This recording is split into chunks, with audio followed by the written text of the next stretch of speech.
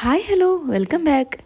നമ്മുടെ വീട്ടിൽ ഇൻഡോർ ആയിട്ടും ഔട്ട്ഡോർ ആയിട്ടും ഒക്കെ നമ്മൾ കാണാറുള്ള ഒട്ടുമിക്ക പേരുടെയും ഫേവറേറ്റ് പ്ലാന്റായ മണി പ്ലാന്റ് നമുക്കൊന്ന് ഉണ്ടാക്കി നോക്കിയാലോ ആർട്ടിഫിഷ്യലായിട്ട്. സോ ആദ്യം തന്നെ ഞാൻ ഈ മണി പ്ലാന്റ് ചെയ്യാൻ വേണ്ടിയിട്ട് നമുക്കൊരു പോട്ട് വേണമല്ലേ. അപ്പോൾ ആ പോട്ടിന് വേണ്ടിയിട്ട് ഞാൻ സെലക്ട് ചെയ്തിട്ടുള്ളത് ഒരു പേപ്പർ ഗ്ലാസ് ആണ് കേട്ടോ. അപ്പോൾ ചെറിയ സൈസുള്ള പേപ്പർ ഗ്ലാസ് ആണ്. നമ്മൾ ഈ കാവ അതുപോലെ തന്നെ പായസമൊക്കെ കുടിക്കുന്ന ഗ്ലാസ്സില്ലേ, അപ്പോൾ അത്തരത്തിലൊരു ചെറിയ ഗ്ലാസ്സാണ് ഞാൻ സെലക്ട് ചെയ്തിട്ടുള്ളത്. പിന്നെ അത് കവർ ചെയ്യാൻ വേണ്ടിയിട്ട് ഞാൻ യൂസ് ചെയ്തിട്ടുള്ളത് കാർഡ്ബോർഡാണ്. അപ്പോൾ കാർഡ്ബോർഡ് ഞാൻ ആ ഒരു ഗ്ലാസിൻ്റെ അതേ സൈസിനാക്കി കട്ട് ചെയ്തെടുത്തിട്ടുണ്ട്. എന്നിട്ട് അതിൻ്റെ എക്സ്ട്രാ ഭാഗങ്ങളൊക്കെ കട്ട് ചെയ്ത് കളയുന്നുണ്ട്. ഇനി നമുക്ക് ഫെവിക്കോൾ യൂസ് ചെയ്തിട്ട് ഈ പേപ്പർ ഗ്ലാസിൻ്റെ മുകളിലേക്ക് നമ്മുടെ കാർഡ്ബോർഡ് ഷീറ്റ് ഒന്ന് സ്റ്റിക്ക് ചെയ്ത് കൊടുക്കാം. ഈ പേപ്പർ ഗ്ലാസിൻ്റെ വായുഭാഗവും അതുപോലെ തന്നെ താഴ്ഭാഗവും രണ്ട് സൈസിലായിരിക്കും ഉണ്ടായിരിക്കുക. അതിനനുസരിച്ച് അഡ്ജസ്റ്റ് ചെയ്തിട്ട് വേണം കാർഡ്ബോർഡ് ഒട്ടിച്ചെടുക്കാനായിട്ട്.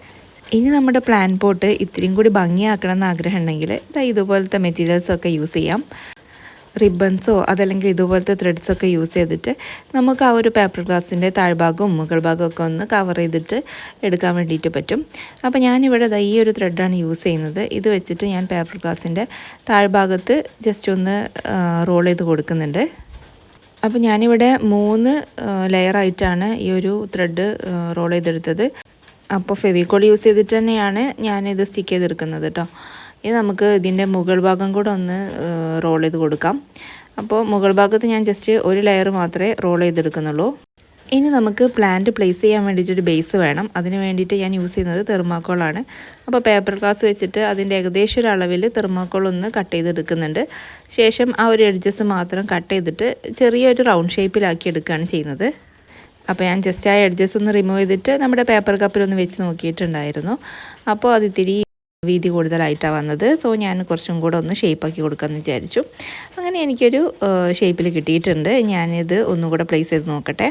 പെർഫെക്റ്റ്. അപ്പോൾ ഇനി നമുക്ക് നമ്മുടെ മെയിൻ പരിപാടിയിലേക്ക് പോകാം. മറ്റൊന്നുമല്ല, നമുക്ക് മണി പ്ലാന്റ് ഉണ്ടാക്കിയിട്ടില്ലല്ലോ. അപ്പോൾ മണി പ്ലാന്റിന് വേണ്ടിയിട്ട് നമുക്ക് ആദ്യം വേണ്ടത് ലീവ്സാണ്. അപ്പോൾ മണി പ്ലാന്റ് ലീവ്സ് ഉണ്ടാക്കാൻ വേണ്ടിയിട്ട് ഞാനിവിടെ മാസ്കിൻ ടേപ്പും അതുപോലെ തന്നെ ആസ് യൂഷ്വൽ കമ്പിയുമാണ് യൂസ് ചെയ്യുന്നത്.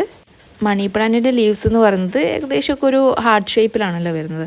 അപ്പോൾ അതുകൊണ്ട് തന്നെ ആ ഒരു ഷേപ്പിലേക്ക് ആക്കിയിട്ട് നമുക്ക് ഈ ലീവ്സ് കട്ട് ചെയ്തിട്ടെടുക്കാം. ഇതേ രൂപത്തിൽ തന്നെ നമുക്ക് ഡിഫറെൻറ്റ് സൈസിലുള്ള ലീവ്സ് റെഡിയാക്കിയിട്ടെടുക്കാം.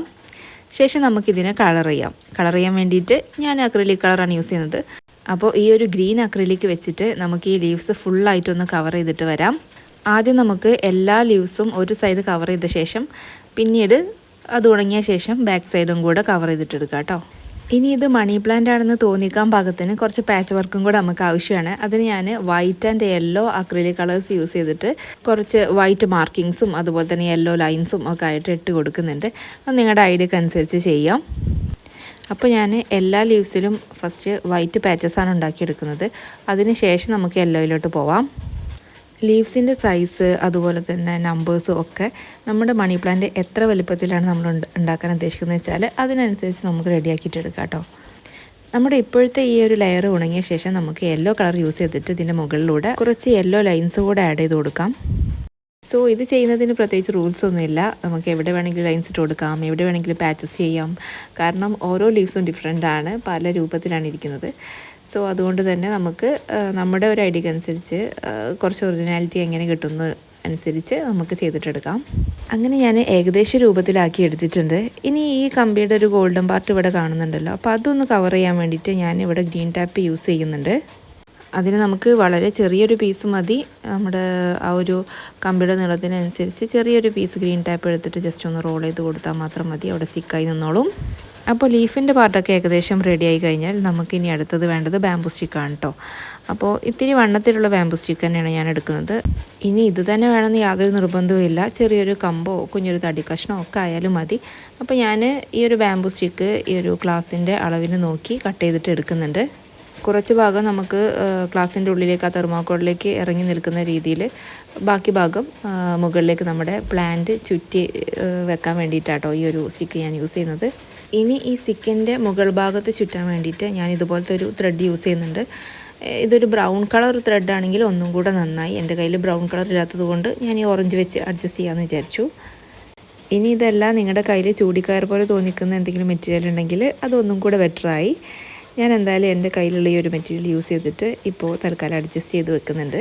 അത് ഞാൻ ഫെവിക്കോൾ വെച്ചിട്ട് തന്നെ ഒട്ടിക്കുകയും ചെയ്യുന്നുണ്ട് കേട്ടോ. ഇനി ഓറഞ്ചിൻ്റെ കളർ ജസ്റ്റ് ഒന്ന് മാറ്റി പിടിക്കാൻ വേണ്ടിയിട്ട് ഞാൻ ഈ ഒരു കളർ വെച്ചിട്ട് ജസ്റ്റ് ഒന്ന് ടച്ചപ്പ് ചെയ്ത് കൊടുക്കുന്നുണ്ട്.